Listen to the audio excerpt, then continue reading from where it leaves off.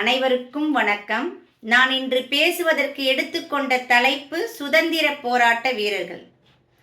சுதந்திர காற்றை சுவாசித்துக் கொண்டிருக்கும் இந்திய மக்கள் அனைவரும் நெஞ்சில் வைத்து போற்ற வேண்டிய வீர கதாநாயகன்களும் வீர கதாநாயகிகளும் யார் தெரியுமா? இந்திய மண்ணில் இரத்தமும் வியர்வையும் கண்ணீரும் சிந்தி உயிரை துச்சமென எண்ணி சிறையினிலே கொடுமைகளை அனுபவித்து இந்திய தாயின் கைகளில் பூட்டப்பட்ட அடிமை சங்கிலியை அறுத்தெறிந்த சுதந்திர போராட்ட வீரர்களும் வீராங்கனைகளும் தான். சுதந்திர போரை நினைவு கூறும்போது மகாத்மா காந்தியடிகள், சர்தார் வல்லபாய் பட்டேல், பாலகங்காதர திலகர், வ.உ. சிதம்பரனார், பகத்சிங் போன்றவர்கள் நம் கண்முன்னே வந்து நிற்கிறார்கள்.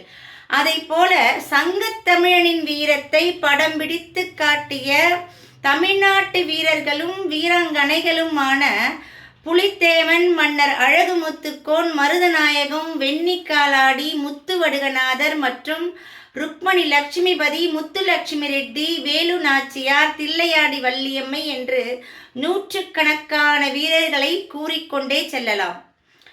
அத்தகைய வீரர்களுடைய வரலாற்றை நாம் அறியும் போது நம்முள் அநீதி எதிர்த்து போராடும் எழுச்சிமிக்க ஆற்றலை ஊற்றாக கிளம்புகிறது.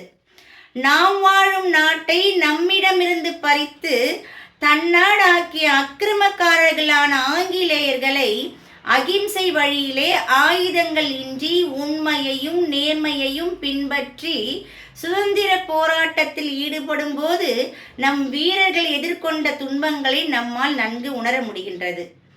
பயிற்சி பெற்ற இராணுவ வீரர்கள் அல்ல நம் சுதந்திர போராட்ட வீரர்கள். நெஞ்சில் கொழுந்து விட்டு எரியும் வீரத்தையும் தோளை நிமித்திய தைரியத்தையும் தன்னகத்தே கொண்டவர்கள்தான் நம் சுதந்திர போராட்ட வீரர்கள். அவர்கள் செய்த தியாகத்தினால்தான் நாம் இன்று சுதந்திர காற்றை சுவாசிக்கிறோம் என்பதை இந்திய மக்கள் அனைவரும் உணர்ந்து அதற்கு நாம் நன்றி கூற வேண்டும்.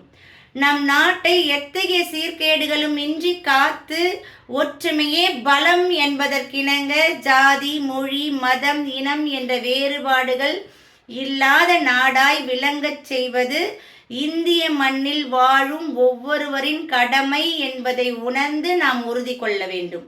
முக்கியமாக வளரும் பிள்ளைகள், இளைய சமுதாயத்தின் உள்ளத்தில் இத்தகைய நாட்டுப்பற்றை வளர்க்க வேண்டும்.